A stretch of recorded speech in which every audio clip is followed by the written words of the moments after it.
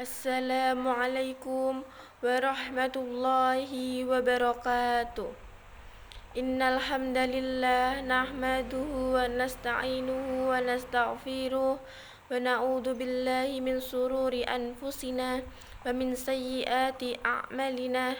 May yahdihillahu fala mudhillalah wa may yudlil fala hadiyalah. Asyhadu an la ilaha illallah wahdahu la syarika lah wa asyhadu anna Muhammadan abduhu wa rasuluh. Allahumma salli wa sallim wa barik ala sayyidina Muhammadin wa ala ali wa ashabihi ajmain, amma ba'du. Segala puji hanya kepada Allah Subhanahu wa taala.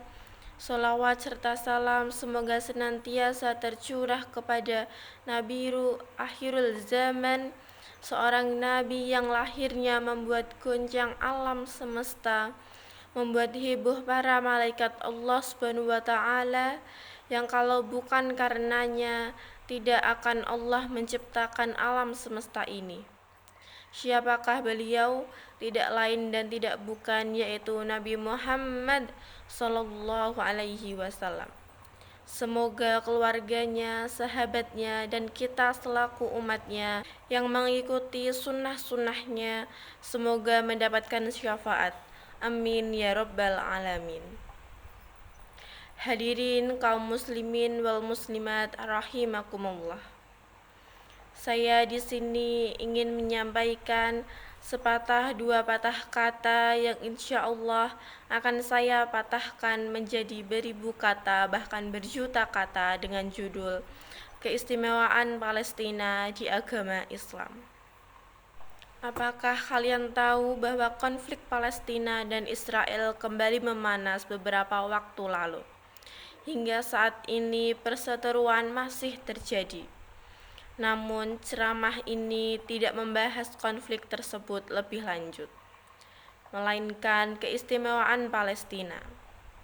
Palestina adalah salah satu tempat yang disebutkan dalam Al-Quran surat Al-Ma'idah ayat 21 yang berbunyi, A'udzu billahi minasy syaithanir rajim. Bismillahirrahmanirrahim. Ya qaumi udkhulul arda muqaddasatan allati kataballahu lakum wa la tartadu ala adbarikum wa la tanqalibu khasirin, yang artinya, wahai kaumku, masuklah ke tanah suci Baitul Maqdis yang telah Allah tentukan bagimu, dan janganlah berbalik ke belakang karena takut kepada musuh. Nanti kamu menjadi orang-orang yang rugi. Al-Quran Surah Al-Ma'idah ayat 21. Hadirin kaum muslimin wal muslimat rahimakumullah. Adanya penyebutan Palestina dalam Al-Quran disebabkan tempat tersebut mengandung banyak sejarah dalam perkembangan Islam. Di sisi lain, kenyataannya ini juga menjadi sebab kaum muslim mendukung kemerdekaan Palestina dari Israel. Pertama, Palestina adalah tempat terdapatnya Masjid Al-Aqsa, masjid tertua kedua di dunia yang dibangun Nabi Adam alaihissalam. Selain itu, Masjid Al-Aqsa pernah menjadi kiblat sholat kaum muslim selama 17 bulan. Setelah Rasulullah Shallallahu Alaihi Wasallam berhijrah dari Mekah ke Madinah. Kedua, kota Baitul Maqdis di Palestina merupakan titik awal dan akhir perjalanan Mi'raj Rasulullah Shallallahu Alaihi Wasallam. Mi'raj menjadi salah satu mukjizat terbesar yang diberikan Allah Subhanahu wa taala kepada Nabi Muhammad Shallallahu Alaihi Wasallam. Peristiwa Isra Mi'raj diantaranya dikisahkan dalam Al-Quran surat Al-Isra ayat 1, yang artinya, Maha suci Allah yang telah memperjalankan hambanya Nabi Muhammad pada malam hari dari Masjidil Haram menuju Masjid Al-Aqsa, yang telah kami berkahi sekelilingnya agar kami perlihatkan kepadanya sebagian tanda-tanda kebesaran kami. Sesungguhnya Dia Maha mendengar lagi Maha melihat. Al-Quran Surat Al-Isra ayat 1.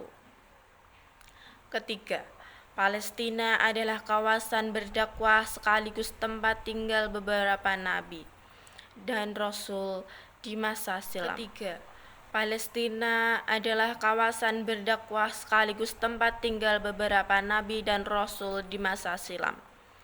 Beberapa nabi atau rasul yang pernah diutus Palestina seperti Nabi Ibrahim, Nabi Yakub, Nabi Yusuf, Nabi Lut, Nabi Dawud, Nabi Sulaiman, Nabi Zakaria, Nabi Yahya hingga Nabi Isa. Hadirin kaum muslimin wal muslimat rahimakumullah. Selain beberapa contoh yang disebutkan tadi, masih banyak sejarah Islam yang pernah terjadi di Palestina. Oleh sebab itu, kaum muslim sebaiknya dapat membantu saudara-saudara seiman di Palestina yang tengah dilanda konflik. Dalam suatu riwayat dijelaskan bahwa Rasulullah SAW juga pernah mendoakan daratan Syam yang termasuk Palestina yang berbunyi, Allahumma barik lana fi syamina wa fi yamanina, yang artinya, Ya Allah, berkahilah negeri Syam dan negeri Yaman. Hadirin kaum muslimin wal muslimat rahimakumullah. Demikianlah ceramah mengenai Palestina yang dapat saya sampaikan. Semoga menambah pengetahuan saudara, terlebih meningkatkan keimanan.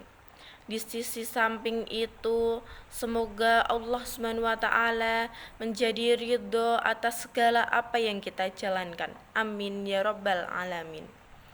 Wallahu muwafiq illa aqwa min tariq. Akhirul kalam. Wassalamu alaikum warahmatullahi wabarakatuh.